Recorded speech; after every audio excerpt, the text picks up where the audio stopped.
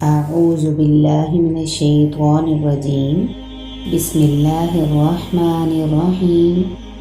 اچھا پیارے بچوں، ہم نے کل کون سی کہانی کے بارے میں پڑھا تھا؟ کس نبی کے قصے کے بارے میں سنا تھا؟ حضرت ابراہیم علیہ السلام کے بارے میں۔ حضرت ابراہیم علیہ السلام اور ان کے بیٹے حضرت اسماعیل علیہ السلام کے بارے میں ہم نے سنا تھا۔ اچھا، یہ بات تو ہماری کمپلیٹ ہو گئی تھی اور میں نے کہا تھا آپ کو کہ حضرت ابراہیم علیہ السلام کے بعد حضرت اسماعیل علیہ السلام کے اوپر اللہ تعالیٰ نے کیا کیا مشکل وقت لائے اور ان کی زندگی کو کیسے گزارا اور ان کے اوپر انہوں نے اپنی زندگی میں کیا کیا کیا، وہ ہم نے سننا ہے۔ آج ہمارا جس نبی کے بارے میں بتانے جا رہی ہوں آپ کو، وہ ہے حضرت اسماعیل علیہ السلام، جو کہ حضرت ابراہیم علیہ السلام کے بیٹے اینڈ جو حضرت ہاجرہ علیہ السلام کے بیٹے تھے۔ حضرت اسماعیل علیہ السلام حضرت ابراہیم کے بیٹے تھے۔ آپ کی والدہ کا نام کیا تھا؟ ہاجرہ علیہ السلام۔ حضرت اسماعیل علیہ السلام کی شان و عظمت کا تذکرہ قرآن مجید میں اس طرح کیا گیا ہے کہ کتاب میں حضرت اسماعیل علیہ السلام کا ذکر بھی کیجیے، بے شک وہ وعدے کے سچے اور رسول اور نبی تھے اور اپنے گھر والوں کو نماز اور زکوٰۃ کا حکم دیتے تھے اور وہ اپنے رب کے ہاں انتہائی پسندیدہ تھے۔ اللہ کے حکم پر اللہ کے گھر کی تعمیر اور اس کے ساتھ مکہ کا مقدس شہر بسانے کے لیے اللہ نے حضرت ابراہیم علیہ السلام اور ان کے بیٹے حضرت اسماعیل علیہ السلام کو منتخب کیا تھا۔ حضرت ابراہیم علیہ السلام اپنی بیوی ہاجرہ علیہ السلام اور بیٹے حضرت اسماعیل علیہ السلام کو لے کر ایک ایسی بنجر وادی میں پہنچے جہاں نہ تو پانی تھا، نہ کوئی درخت تھا، نہ کوئی پھل تھا اور نہ کوئی خوراک تھی۔ یہ وہی جگہ تھی جو آج کل مکہ کہلاتی ہے۔ یقین نہیں آتا نا؟ اچھا، پھر حضرت ابراہیم علیہ السلام نے انہیں وہاں چھوڑ کر واپس چلے گئے تھے۔ ہاجرہ علیہ السلام جانتی تھیں کہ ان کے جو شوہر حضرت ابراہیم علیہ السلام نے یہ کام اپنی مرضی سے نہیں کیا، یعنی اس میں کوئی اللہ کا حکم ہوگا اور اللہ نے ہمارے لیے یہاں کوئی مددگار وسیلہ بنایا ہوگا، اللہ نے کچھ نہ کچھ تو بندوبست ہمارے لیے کیا ہوگا۔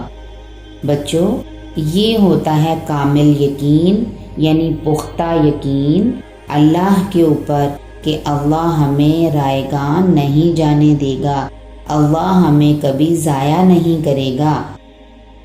اچھا، پھر واقعی اللہ نے انہیں مایوس نہیں کیا۔ سب سے پہلے یہ ہوا کہ اللہ نے ان کے لیے زمین سے پانی کا ایک چشمہ نکالا۔ آج اس بابرکت پانی کو آب زمزم کے نام سے یاد کیا جاتا ہے۔ یہ پانی مکہ کی پوری آبادی کے علاوہ دنیا بھر سے آئے ہوئے لاکھوں کروڑوں حاجیوں کو سیراب کرتا ہے، یعنی ان کی پیاس بجھاتا ہے۔ بلکہ حجاج کرام یہ پانی لاکھوں بلکہ کروڑوں گیلنوں کی مقدار میں دنیا بھر میں لے کر جاتے ہیں۔ یعنی یہ پانی اتنا ماشاءاللہ زیادہ ہے مقدار میں کہ اتنے لوگ لے کے جاتے ہیں اس کو۔ زمزم کے نمودار ہونے کے بعد وہ دونوں ماں بیٹا وہیں بسر ہو گئے تھے۔ نمودار کیسے ہوا تھا وہ پانی، پتہ ہے آپ کو؟ اچھا بچوں، کیسے ہوا کہ حضرت ہاجرہ کو وہاں پر حضرت اسماعیل علیہ السلام کے ساتھ ابراہیم علیہ السلام نے چھوڑ دیا اور ان کے پاس تھوڑا سا پانی تھا اور تھوڑی سی کھجوریں تھیں، اور پھر وہ جب تھوڑی سی پانی تھوڑی دیر میں ختم ہو گیا اور کھجوریں بھی ختم ہو گئیں تو حضرت اسماعیل علیہ السلام زاروں کی تار رونے لگے۔ اب وہ ماں تھی، حضرت ہاجرہ ماں تھیں، وہ بہت بے قرار ہو گئی۔ اب وہ ادھر ادھر دیکھا، انہیں کچھ نظر نہیں آیا، جیسے کہ ہم نے اس کہانی میں سن لیا ہے، اس قصے میں ہم نے پڑھ لیا ہے۔ کہ ہمیں وہ وہاں پر تو نہ تو کوئی درخت تھا، نہ پانی تھا، نہ کھانا تھا، نہ سایہ کسی چیز کا تھا، تو وہ ادھر پہلے دائیں بھاگتی، پہاڑ کے اوپر چڑھتی، بے قراری کے عالم میں وہ پھر بائیں بھاگتی، پھر پہاڑی پر چلتی، یعنی ایک پہاڑی صفا کی تھی اور دوسری پہاڑی مروہ کی تھی۔ وہ ادھر چڑھتی اور دیکھتی کوئی اس کے بچے کے لیے کچھ چیز نظر آ جائے، پھر وہ دوسری طرف چلتی، پھر وہاں پر دیکھتی تو وہاں پر انہیں کوئی چیز نظر آ جائے، اور جہاں پر آج اللہ کا گھر ہے وہاں پر حضرت اسماعیل علیہ السلام کو لٹا دیا، اور وہاں پر وہ رونے لگے اور اپنی ایڑیاں مار مار کر، اور وہ اونچی آواز میں زاروں کے تار جیسے بچے روتے ہیں وہ رو رہے تھے۔ فرشتہ ان کے پاس آیا اور اللہ کے حکم سے فرشتے نے اپنا پر زمین پر مارا جہاں پر وہ ایڑیاں مار رہے تھے، اور وہاں پر زمزم کا کنواں جو تھا وہ ابل پڑا، یعنی وہاں انہوں نے چشمے کو دیکھا۔ اچھا، یہ میں آپ کو بات بتا رہی تھی کہ زمزم کا نمودار کیسے ہوا تھا وہاں پر کنواں۔ اچھا، جو وہاں پر پھر حضرت ہاجرہ اپنے بیٹے حضرت اسماعیل علیہ السلام کے ساتھ زندگی بسر کرنے لگ گئیں۔ کچھ عرصے بعد قبیلہ جرہم کے چند افراد قریب سے گزرے، انہوں نے وہاں پانی کا چشمہ دیکھا تو ان کا پانی خوب سیر کر دیا۔ پھر انہوں نے اس جگہ کو موضوع پا کر حضرت ہاجرہ علیہ السلام سے اجازت مانگی کہ کیا ہم بھی آپ کے پاس زمزم کے قریب آباد ہو سکتے ہیں؟ ان کی طرف سے اجازت ملنے پر وہ یہاں پر ہی رک گئے۔ جب حضرت اسماعیل علیہ السلام پل کر جوان ہو گئے تو انہوں نے اپنے قبیلے یعنی اسی قبیلے کی یعنی قبیلہ جرہم جو تھا اس کی ایک لڑکی سے شادی کر لی۔ یہ اسماعیل علیہ السلام ہی تھے جن کے بارے میں اللہ تعالیٰ نے ان کے والد اور اپنے نبی حضرت ابراہیم علیہ السلام کو خواب میں حکم دیا تھا اور کہ وہ انہیں اللہ کی راہ میں قربان کر دیں۔ جب انہوں نے اپنے بیٹے سے ذکر کیا کہ میں نے خواب میں دیکھا ہے کہ تمہاری قربانی کر رہا ہوں تو اس پر تمہارا کیا خیال ہے؟ حضرت اسماعیل علیہ السلام نے فوراً اس چیز کو تسلیم کیا، اس بات کو تسلیم کیا اور خود کو قربانی کے لیے پیش کر دیا۔ قرآن مجید نے اس کا ذکر اس طرح کیا ہے۔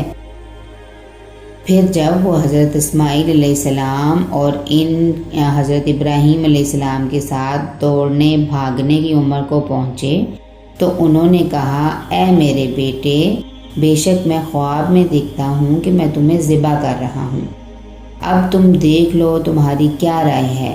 بیٹے نے کہا، اے ابا جان، جو آپ کو حکم دیا گیا ہے اس پر عمل کر گزریں، انشاءاللہ مجھے آپ صبر کرنے والوں میں سے پائیں گے۔ جب ان دونوں نے اللہ کی مرضی کے مطابق خود کو پیش کر دیا، یعنی حضرت ابراہیم علیہ السلام نے بیٹے کی پیشانی کو پکڑ کر ذبح کرنے کے لیے لٹایا تو اللہ تعالیٰ کی طرف سے آواز آئی، اے ابراہیم علیہ السلام، تو نے اپنا خواب یقیناً سچ کر دکھایا ہے، تم نے اپنی عبادات اور اطاعت کا ثبوت پیش کر دیا ہے، بے شک ہم نیکوکاروں کو اسی طرح بدلہ دیتے ہیں۔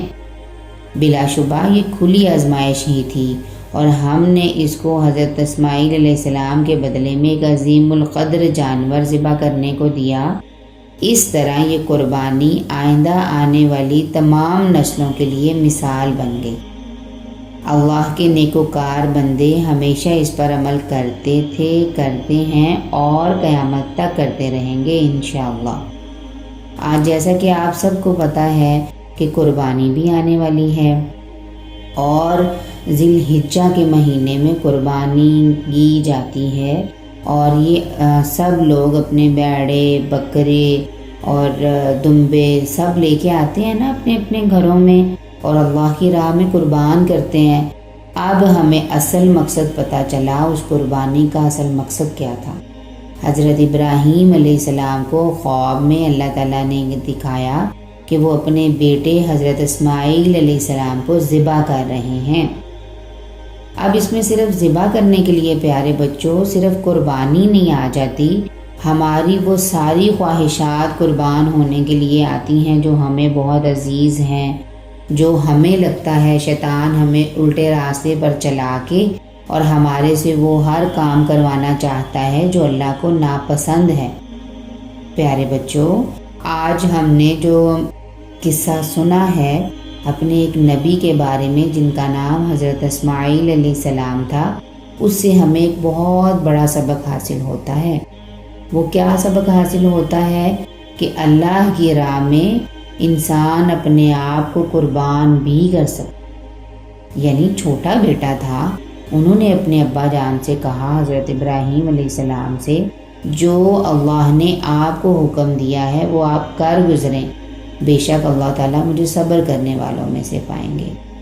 تو انہوں نے اس طرح صبر کر کے بھی دکھایا اور اچھے طریقے سے اللہ کی راہ میں لیٹ بھی گئے۔